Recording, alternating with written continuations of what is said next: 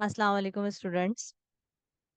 Now your new topic is dynamic equilibrium, its example and its characteristics.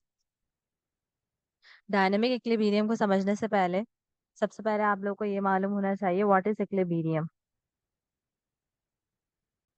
Equilibrium equilibrium क्या है? A state of balance between opposing forces और actions. For example, अगर मैं अपनी finger के tip पर एक पेंसिल इंसर्ट करती हूँ और कुछ देर बाद वो जो पेंसिल है वो क्या हो जाएगी, एक बैलेंसिंग स्टेट में आ जाएगी और स्टेट को हम क्या कह सकते हैं, इक्विलिब्रियम की स्टेट कह सकते हैं।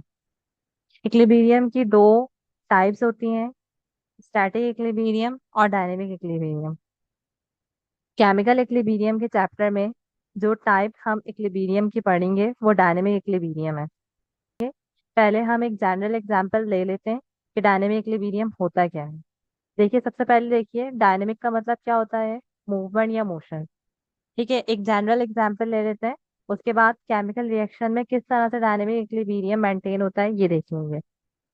देखिए, एक कंटेनर है, इसकी दो वेजल्स हैं। इस कंटेनर के अंदर 5 लीटर वाटर जो है वो ऑलरेडी फिल है। इसकी एक वेजल से 1 लीटर वाटर इंटर हो रहा है और दूसरी वेजल से जो है वो 1 लीटर वाटर या लिक्विड जो है वो एग्जिट हो रहा है।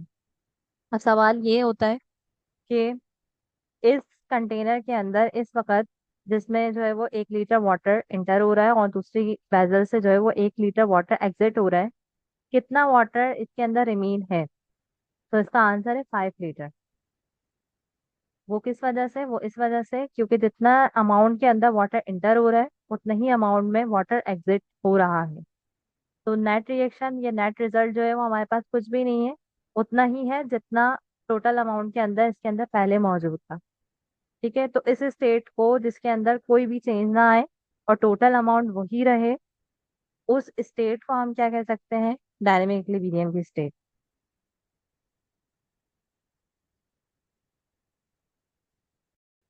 नेक्स्ट बात कर लेते हैं केमिकल इक्विलिब्रियम की।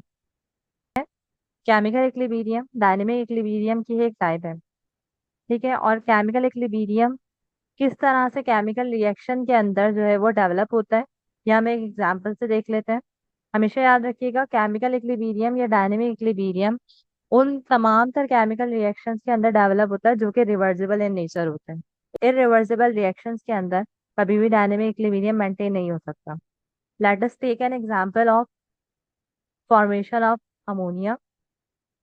इसके अंदर देखिए, नाइट्रोजन गैस जो है वो 3 मोल ऑफ हाइड्रोजन गैस के साथ जो है वो मिलकर 2 मोल्स ऑफ अमोनिया क्रिएट करेगी। ठीक है, और के अंदर इस रिएक्शन के अंदर दो मजीद रिएक्शन है, एक फॉरवर्ड रिएक्शन हो रहा है और दूसरा रिवर्स रिएक्शन हो रहा है। फॉरवर्ड रिएक्शन के अंदर नाइट्रोजन गैस हाइड्रोजन गैस के साथ मिल रही है और अमोनिया बना रही है। इसी तरह से रिवर्स रिएक्शन के अंदर जो अमोनिया है वो किसके अंदर कन्वर्ट हो रहा है, नाइट्रोजन के अंदर और हाइड्रोजन के अंदर। ठीक है, ऑन द सेम टाइम दोनों ही रिएक्शन इस केमिकल रिएक्शन प्रोसीड हो रहे होते हैं, फॉरवर्ड रिएक्शन भी और रिवर्स रिएक्शन भी। अब देखिए जरा, शुरू में क्या होगा कि जो नाइट्रोजन गैस है और हाइड्रोजन गैस है वो ज्यादा अमाउंट के अंदर होगी और वो करेगी तेजी से जो है वो अमोनिया के अंदर कन्वर्ट होगी। ठीक है, और रिवर्स रिएक्शन में क्या होगा कि प्रोडक्ट कम है, तो शुरू में ये जो रिएक्शन है रिवर्स रिएक्शन ये स्लो होगा और आहिस्ता आहिस्ता करके जो है वो स्पीड अप होगा जब ज्यादा अमाउंट के अंदर जो है वो अमोनिया हमारी क्रिएट हो जाएगी।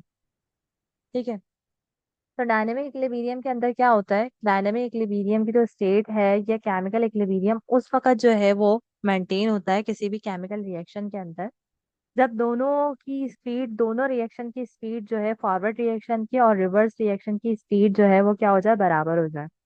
शुरू में फॉरवर्ड रिएक्शन जो है वो बहुत तेज था क्योंकि रिएक्टेंट की अमाउंट बहुत ज्यादा थी, प्रोडक्ट की अमाउंट जो है वो कम बन रही थी। ठीक है, इसी तरह से रिवर्स रिएक्शन जो है वो शुरू में स्लो था, तो दोनों की स्पीड जो है वो एक ही वक्त में डिफरेंट थी।